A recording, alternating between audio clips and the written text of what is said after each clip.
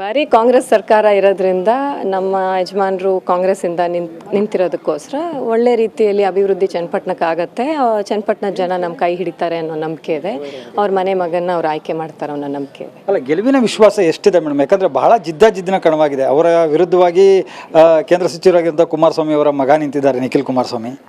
ಮತದಾರರೇ ಅಲ್ವಾ ನಮ್ಗೆ ಆಯ್ಕೆ ಮಾಡೋದು. ಸೊ ಮತದಾರರ ಕೈಯಲ್ಲೇ ನಮ್ಮ ಮತ ಇರೋದ್ರಿಂದ ಯಾವ ವ್ಯಕ್ತಿಯಿಂದ ಅಲ್ಲ, ಇವರು ಒಬ್ಬ ಮೇಷ್ಟ್ರು ಮಗ. ಸೊ ಇವರು ಕೆಲಸ ಮಾಡಿದ್ದಾರೆ, ನಮ್ಮ ಚನ್ನಪಟ್ಟಣಕ್ಕೆ ಅಭಿವೃದ್ಧಿ ಕೆಲಸ ಮಾಡಿದ್ದಾರೆ, ನೀರಾವರಿ ಕೆಲಸ ಮಾಡಿದ್ದಾರೆ, ಅವರು ಬಸ್ ಸ್ಟ್ಯಾಂಡ್ ಕೆಲಸ ಆಗಲಿ ಎಲ್ಲ ಮಾಡಿದ್ದಾರೆ. ಸೊ ನಮ್ಮ ಕಾಂಗ್ರೆಸ್ ಸರ್ಕಾರ ಇರೋದ್ರಿಂದ ಮುಂದಿನ ದಿನಗಳಲ್ಲಿ ಇನ್ನೂ ಬಹಳಷ್ಟು ಸೌಲಭ್ಯಗಳನ್ನ ತೊಗೊಂಬರ್ತಾರೆ. ಮೇಡಮ್, ಪ್ರಚಾರದ ಸಂದರ್ಭದಲ್ಲಿ ಎಲ್ಲರೂ ಕೂಡ ಒಂದು ಆರೋಪವನ್ನು ಮಾಡ್ತಿದ್ರು, ಜಂಪಿಂಗ್ ಸ್ಟಾರ್ ಯೋಗೇಶ್ವರ್ ಅವರು ಬೇರೆ ಬೇರೆ ಪಕ್ಷಗಳಿಗೆ ಹೋಗ್ತಾರೆ, ಅಧಿಕಾರ ಇರುವ ಕಡೆ ಹೋಗ್ತಾರೆ ಅಂತನ್ನುವಂಥ ಮಾತು ಹೇಳ್ತಿದ್ರು. ಅದೇನಾದರೂ ಚುನಾವಣೆ ಮೇಲೆ ಪ್ರಭಾವ ಬೀರುತ್ತಾ? ಇಲ್ಲ, ಅವರು ಅಭಿವೃದ್ಧಿಗೋಸ್ಕರನೇ ಅವ್ರ ಪಕ್ಷ ಬದಲಾಯಿಸಿದ್ದೇ ಹೊರತು ಕಾಂಗ್ರೆಸ್ ಅವರ ಮಾತೃಪಕ್ಷ. ಅವರು ಅಭಿವೃದ್ಧಿಗೋಸ್ಕರನೇ ಅವ್ರ ಪಕ್ಷ ಬದಲಾಯಿಸಿದ್ರೆ ಹೊರತು ಅವ್ರ ಸ್ವಾರ್ಥಕ್ಕಲ್ಲ. ನೀವು ಕೂಡ ಒಂದಷ್ಟು ಜನಗಳ ಜೊತೆ ಬೆರೆತಿದ್ದೀರಿ, ಅಂದರೆ ಇಂದಿನ ಚುನಾವಣೆಗಳಲ್ಲೂ ಕೂಡ ತಾವು ಭಾಳ ಪ್ರಮುಖವಾಗಿ ಗುರುತಿಸ್ಕೊಂಡಿದ್ದವರು. ಈ ಚುನಾವಣೆಯಲ್ಲಿ ಹೇಗೆಲ್ಲ ಕೆಲಸಗಳನ್ನು ಮಾಡಿದ್ರಿ ಮೇಡಮ್? ಎಲ್ಲ ಮಾಡಿದ್ದೀನಿ. ನಮ್ಮ ಜನ ಎಲ್ಲ ಎಲ್ಲರೂ ಸೇರಿ ಮಾಡ್ತಾ ಇದ್ದಾರೆ. ಸೊ ನಾನು ಅವ್ರ ಜೊತೆ ಇದ್ದೀನಿ. ಅಲ್ಲಿ ನಿಮಗೂ ಬೇಸರ ಇದೆಯಾ? BJP ಅಭ್ಯರ್ಥಿಯಾಗಿ ಅವ್ರಿಗೆ ಟಿಕೆಟ್ ಕೊಡಬೇಕಾಗಿತ್ತು, ಕೊಡಲಿಲ್ಲ ಅಂತನ್ನೋಂಥದ್ದು ಬೇಸರ ತಮಗೂ ಇದೆಯಾ? I am out of politics as a wife ಇವಾಗೆಲ್ಲ ಹೇಳಿದ್ದೀನಿ. ಸೊ ರಾಜಕೀಯದೆಲ್ಲ ಅವ್ರ ಹತ್ರನೇ ಮಾತಾಡಿ. Thank you. ಜನ ತಮ್ಮನ್ನು ಕೈ ಹಿಡಿತಾರೆ ಅಂತ ನಿಮಗೆ ವಿಶ್ವಾಸ 100% ಇದೆಯಾ? ಇದೆ ಸರ್. Thank you.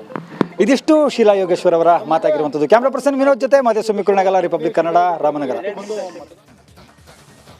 ಇದು CP ಯೋಗೇಶ್ವರ್ ಅವರ ಪತ್ನಿ ಶೀಲಾ ಯೋಗೇಶ್ವರ್ ಅವರ ಮಾತು.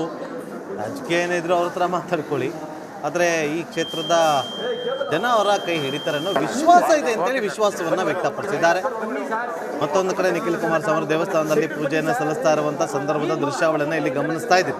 ಕಾಂಗ್ರೆಸ್ ಅಭ್ಯರ್ಥಿ CP ಯೋಗೇಶ್ವರ್ ಅವರು ಕೂಡ ಮತಗಟ್ಟೆ ಹತ್ರ ಆಗಮಿಸ್ತಿದ್ದಾರೆ, ಮತಕೇಂದ್ರದ ಆಗಮಿಸ್ತಿದ್ದಾರೆ. ಅವತ್ತು ಮಾಡಿಸಿದ್ವಿ ಊಟ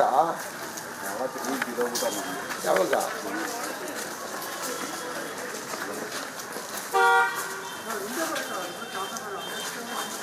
ಬರ್ರಪ್ಪ ಮುಂದೆ, ನೀವು ಇಂದ ಅಲ್ಲೇ ನಿಂತ್ಕೊಂಡ್ಬಿಟ್ಟು ಬರ್ರಿ ಅಂದ್ರೆ ನಾನು ಬಂದ್ಬಿಟ್ಟೆ ಹಿಂದೆ.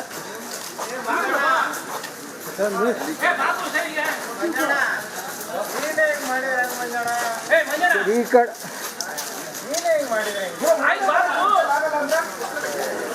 ನೋಡಿ, ಇಬ್ಬರು ಅಭ್ಯರ್ಥಿಗಳು, ಒಂದು ಕಡೆ ಮೈತ್ರಿ ಅಭ್ಯರ್ಥಿ ನಿಖಿಲ್. ತೆರವಾದಂಥ ಕ್ಷೇತ್ರ, ಭಾಳ ಚರ್ಚೆ ಇದೆ, ನೋಡಬೇಕು ಏನೇನಾಗುತ್ತೆ ಅಂತ.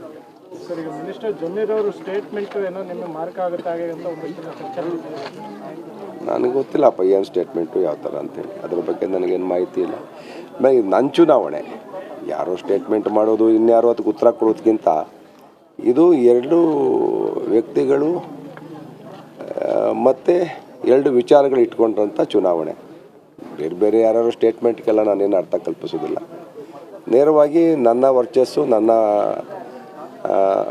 ಸಾರ್ವಜನಿಕ ಬದುಕು ಮತ್ತು ನಮ್ಮ ಸರ್ಕಾರ, ಕಾಂಗ್ರೆಸ್ ಪಕ್ಷ ಜೊತೆಗೆ ವಿರೋಧಿಗಳು, ಇದರ ನಡುವೆ ನಡೀತಕ್ಕಂಥ ಚುನಾವಣೆ. ರಾಜ್ಯ ರಾಜಕೀಯಕ್ಕೆ ಮುನ್ನುಡಿ ಬರೆಯುವಂತಹ ಚುನಾವಣೆ ಇದಾಗುತ್ತಾ?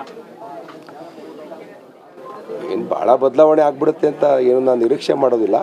ಆದರೆ ಸರ್ಕಾರಕ್ಕೆ ಇದೊಂದು, ಈ ಉಪಚುನಾವಣೆ ಒಂದು ಅಧಿಕೃತ ಮುದ್ರೆ ಹೊತ್ತಾಗೆ ಏನು ಸರ್ಕಾರದ ಗ್ಯಾರಂಟಿ ಸ್ಕೀಮ್ಗಳಿದೆ ಅವು ಜನಸಾಮಾನ್ಯರಿಗೆ ತಲುಪ್ತಾ ಇವೆ ಅನ್ನೋದು ದೃಢೀಕರಣ ಆಗಬೇಕಾದ್ರೆ ಈ ಚುನಾವಣೆ ಫಲಿತಾಂಶ ಸರ್ಕಾರದ ಪರ ಬರಬೇಕು, ಕಾಂಗ್ರೆಸ್ ಪರ ಬರಬೇಕು. ನನ್ನ ಪರ ಬಂದಾಗ ನಿಜವಾಗ್ಲೂ ಜನಸಾಮಾನ್ಯರಿಗೆ ಸರ್ಕಾರ ಯೋಜನೆಗಳು, ಸರ್ಕಾರ ಕಳೆದ ವರ್ಷಗಳಿಂದ ಸರಿಯಾಗಿ ಆಡಳಿತ ನಡೀತಾ ಇದೆ ಅನ್ನೋದು ರುಜುವಾತಾಗುತ್ತೆ.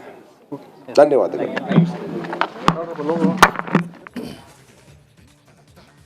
ತಮ್ಮ ಹಕ್ಕನ್ನು ಚಲಾಯಿಸಿ ಬಂದು ಮಾತಾಡಿದಂಥ ಅಭ್ಯರ್ಥಿ CP ಯೋಗೇಶ್ವರ್ ಅವರ ಕುಟುಂಬ ಸಮೇತರಾಗಿ ಆಗಮಿಸಿದ್ದಾರೆ. ಅವರ ಕುಟುಂಬಸ್ಥರು ಕೂಡ ಈಗ ಅಲ್ಲಿ ಸರತಿ ಸಾಲಲ್ಲಿ ನಿಂತಿದ್ದಾರೆ, ದೃಶ್ಯಾವಳಿಯಲ್ಲಿ ಕೂಡ ಗಮನಿಸ್ತಾ ಇದ್ದೀವಿ. ನನ್ನ ಹುಟ್ಟೂರಲ್ಲಿ ನಾನು ಮತದಾನವನ್ನು ಮಾಡಿದ್ದೀನಿ, ಎಲ್ಲರೂ ಬಂದು ಮತದಾನವನ್ನು ಮಾಡಬೇಕು ಅಂತ ಹೇಳಿ ಅವರು ಕರೆ ಕೊಟ್ಟಿದ್ದಾರೆ. ಬೆಳಗ್ಗೆಯಿಂದಲೂ ಕೂಡ ಎಲ್ಲರೂ ಉತ್ಸುಕದಿಂದ ಮತದಾನವನ್ನು ಮಾಡ್ತಿದ್ದಾರೆ. ಇನ್ನೂ ಕೂಡ ತುಂಬ ಜನ ಮಾಡಬೇಕಾಗಿದೆ ಮತದಾನವನ್ನು. ಬಂದು ಆದಷ್ಟು ಬೇಗ ಬಂದು ತಮ್ಮ ಹಕ್ಕನ್ನು ಚಲಾವಣೆ ಮಾಡಿ ಅಂತೇಳಿ ಅವರು ಕರೆ ಕೊಟ್ಟಿದ್ದಾರೆ. ಸಾಕಷ್ಟು ಜನ ಇವತ್ತು ಬಂದು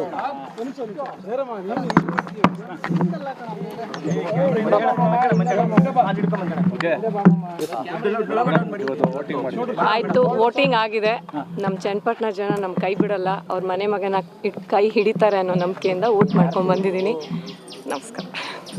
ಚುನಾವಣೆಗಳು ನೋಡಿದರೆ ಈ ಬಾರಿ ಚುನಾವಣೆ ಏನು ಅನ್ಸುತ್ತೆ ನಿಮಗೆ? ಇಷ್ಟೇ ಸಾಕು.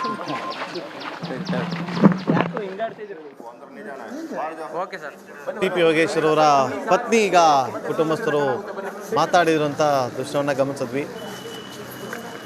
ಈ ಕ್ಷಣದಲ್ಲಿ ಅವರು ಹೆಚ್ಚು ಏನು ಮಾತಾಡೋದಕ್ಕೆ ಬರೋದಿಲ್ಲ. ಕೇವಲ ಬನ್ನಿ ಎಲ್ಲರೂ ನಿಮ್ಮ ಹಕ್ಕನ್ನು ಚಲಾಯಿಸಿ ಅಂತ ಮಾತ್ರ ಹೇಳೋದಕ್ಕೆ ಸಾಧ್ಯ. ಹಾಗಾಗಿ ಮಾಧ್ಯಮಗಳಿಗೆ ಅದೇ ರೀತಿಯಾಗಿ ಅವರು ಪ್ರತಿಕ್ರಿಯೆಯನ್ನು ಕೊಟ್ಟಿದ್ದಾರೆ.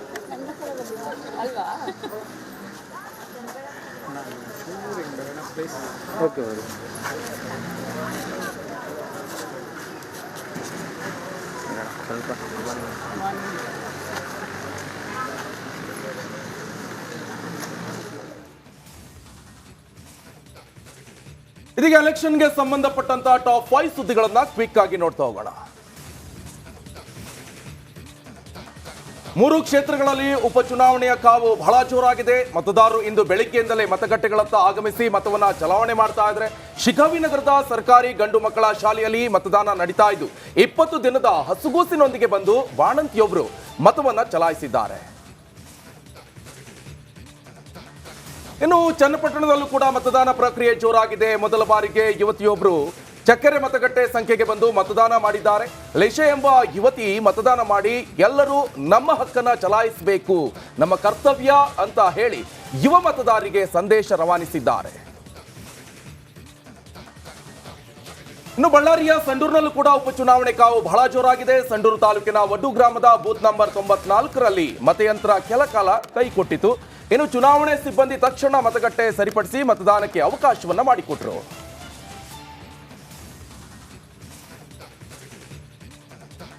ಇನ್ನು ಸಂಡೂರಿನ ತೋರಣಗಲ್ಲನ ಜನತಾ ಕಾಲೋನಿಯ ಮತಗಟ್ಟೆ ಕೇಂದ್ರದಲ್ಲಿ ಮತದಾರರೊಬ್ಬರು ಕೂರುವ ಚೇರ್ಗಾಗಿ ಚುನಾವಣೆ ಸಿಬ್ಬಂದಿಯೊಂದಿಗೆ ಕಿರಿಕ್ ನಡೆಸಿದ್ದಾರೆ. ಬಳಿಕ ಸಿಬ್ಬಂದಿ ಆತನನ್ನ ಸಮಾಧಾನ ಪಡಿಸಿ ಮತಕೇಂದ್ರಕ್ಕೆ ಕಳುಹಿಸಿಕೊಟ್ರು.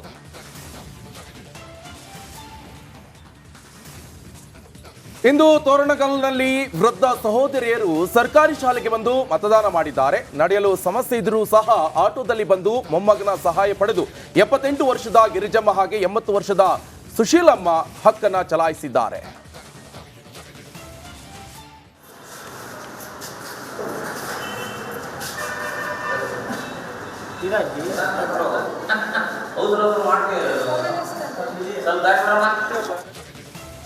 ಕಾಂಗ್ರೆಸ್ ಅಭ್ಯರ್ಥಿ TP ಯೋಗೇಶ್ವರ್ ಅವರು ಕೂಡ ಮತಗಟ್ಟೆ ಹತ್ರ ಆಗಮಿಸ್ತಿದ್ದಾರೆ, ಮತಕೇಂದ್ರದತ್ತ ಆಗಮಿಸ್ತಿದ್ದಾರೆ.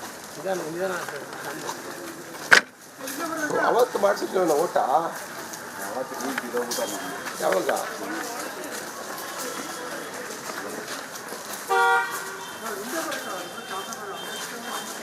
ಬರ್ರಪ್ಪ ಮುಂದೆ ನೀವು ಇಂದ ಅಲ್ಲೇ ನಿಂತ್ಕೊಂಡ್ಬಿಟ್ಟು ಬರ್ರಿ ಅಂದ್ರೆ ನಾನು ಬಂದ್ಬಿಟ್ಟೆ ಹಿಂದೆ.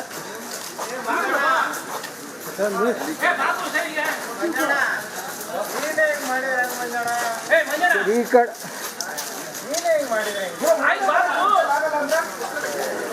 ನೋಡಿ, ಇಬ್ಬರು ಅಭ್ಯರ್ಥಿಗಳು, ಒಂದು ಕಡೆ ಮೈತ್ರಿ ಅಭ್ಯರ್ಥಿ ತೆರವಾದಂಥ ಕ್ಷೇತ್ರ ಭಾಳ ಚರ್ಚೆ ಇದೆ, ನೋಡಬೇಕು ಏನೇನಾಗುತ್ತೆ ಅಂತ. ಸರ್, ಈಗ ಮಿನಿಸ್ಟರ್ ಜಮೀರ್ ಅವರು ಸ್ಟೇಟ್ಮೆಂಟ್ ಏನೋ ನಿಮಗೆ ಮಾರ್ಕ್ ಆಗುತ್ತೆ ಹಾಗೆ ಅಂತ ಒಂದಿಷ್ಟು ಚರ್ಚೆ. ನನಗೆ ಗೊತ್ತಿಲ್ಲಪ್ಪ ಏನು ಸ್ಟೇಟ್ಮೆಂಟು ಯಾವ ಥರ ಅಂತೇಳಿ, ಅದ್ರ ಬಗ್ಗೆ ನನಗೇನು ಮಾಹಿತಿ ಇಲ್ಲ. ನನ್ನ ಚುನಾವಣೆ ಯಾರೋ ಸ್ಟೇಟ್ಮೆಂಟ್ ಮಾಡೋದು ಇನ್ಯಾರೋ ಅದಕ್ಕೆ ಉತ್ತರ ಕೊಡೋದಕ್ಕಿಂತ ಇದು 2 ವ್ಯಕ್ತಿಗಳು ಮತ್ತು 2 ವಿಚಾರಗಳು ಇಟ್ಕೊಂಡ್ರಂಥ ಚುನಾವಣೆ. ಬೇರೆ ಬೇರೆ ಯಾರು ಸ್ಟೇಟ್ಮೆಂಟ್ಗೆಲ್ಲ ನಾನೇನು ಅರ್ಥ ಕಲ್ಪಿಸೋದಿಲ್ಲ. ನೇರವಾಗಿ ನನ್ನ ವರ್ಚಸ್ಸು, ನನ್ನ ಸಾರ್ವಜನಿಕ ಬದುಕು ಮತ್ತು ನಮ್ಮ ಸರ್ಕಾರ, ಕಾಂಗ್ರೆಸ್ ಪಕ್ಷ ಜೊತೆಗೆ ವಿರೋಧಿಗಳು, ಇದರ ನಡುವೆ ನಡೀತಕ್ಕಂಥ ಚುನಾವಣೆ. ರಾಜ್ಯ ರಾಜಕೀಯಕ್ಕೆ ಮುನ್ನುಡಿ ಬರೆಯುವಂತಹ ಚುನಾವಣೆ ಇದಾಗುತ್ತಾ? ಏನು ಭಾಳ ಬದಲಾವಣೆ ಆಗ್ಬಿಡುತ್ತೆ ಅಂತ ಏನು ನಾನು ನಿರೀಕ್ಷೆ ಮಾಡೋದಿಲ್ಲ. ಆದರೆ ಸರ್ಕಾರಕ್ಕೆ ಇದೊಂದು ಈ ಉಪಚುನಾವಣೆ ಒಂದು ಅಧಿಕೃತ ಮುದ್ರೆ ಹೊತ್ತಾಗೆ. ಏನು ಸರ್ಕಾರದ ಗ್ಯಾರಂಟಿ ಸ್ಕೀಮ್ಗಳಿದೆ ಅವು ಜನಸಾಮಾನ್ಯರಿಗೆ ತಲುಪ್ತಾ ಇವೆ ಅನ್ನೋದು ದೃಢೀಕರಣ ಆಗಬೇಕಾದ್ರೆ ಈ ಚುನಾವಣೆ ಫಲಿತಾಂಶ ಸರ್ಕಾರದ ಪರ ಬರಬೇಕು, ಕಾಂಗ್ರೆಸ್ ಪರ ಬರಬೇಕು. ನನ್ನ ಪರ ಬಂದಾಗ ನಿಜವಾಗ್ಲೂ ಜನಸಾಮಾನ್ಯರಿಗೆ ಸರ್ಕಾರ ಯೋಜನೆಗಳು ಸರ್ಕಾರ ಕಳೆದ ಒಂದು ವರ್ಷಗಳಿಂದ ಸರಿಯಾಗಿ ಆಡಳಿತ ನಡೀತಾ ಇದೆ ಅನ್ನೋದು ರುಜುವಾತಾಗುತ್ತೆ. ಧನ್ಯವಾದಗಳು.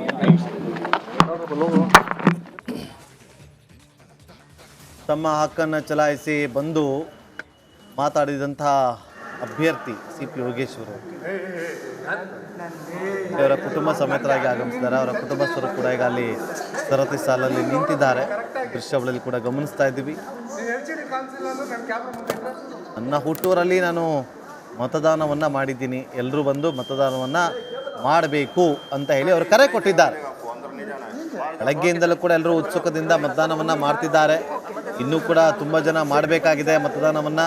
ಬಂದು ಆದಷ್ಟು ಬೇಗ ಬಂದು ತಮ್ಮ ಹಕ್ಕನ್ನು ಚಲಾವಣೆ ಮಾಡಿ ಅಂತೇಳಿ ಅವರು ಕರೆ ಕೊಟ್ಟಿದ್ದಾರೆ. ಸಾಕಷ್ಟು ಜನ ಇವತ್ತು ಬಂದು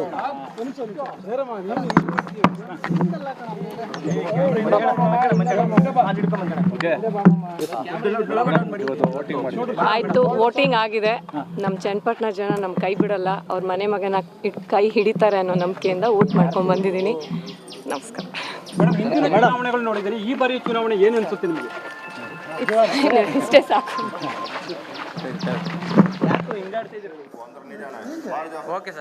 CP ಯೋಗೇಶ್ವರ್ ಅವರ ಪತ್ನಿ ಈಗ ಕುಟುಂಬಸ್ಥರು ಮಾತಾಡಿರುವಂಥ ದೃಶ್ಯವನ್ನು ಗಮನಿಸಿದ್ವಿ.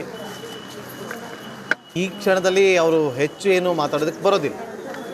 ಕೇವಲ ಬನ್ನಿ ಎಲ್ಲರೂ ನಿಮ್ಮ ಹಕ್ಕನ್ನು ಚಲಾಯಿಸಿ ಅಂತ ಮಾತ್ರ ಹೇಳೋದಕ್ಕೆ ಸಾಧ್ಯ. ಹಾಗಾಗಿ ಮಾಧ್ಯಮಗಳಿಗೆ ಅದೇ ರೀತಿಯಾಗಿ ಅವರು ಪ್ರತಿಕ್ರಿಯೆಯನ್ನು ಕೊಟ್ಟಿದ್ದಾರೆ.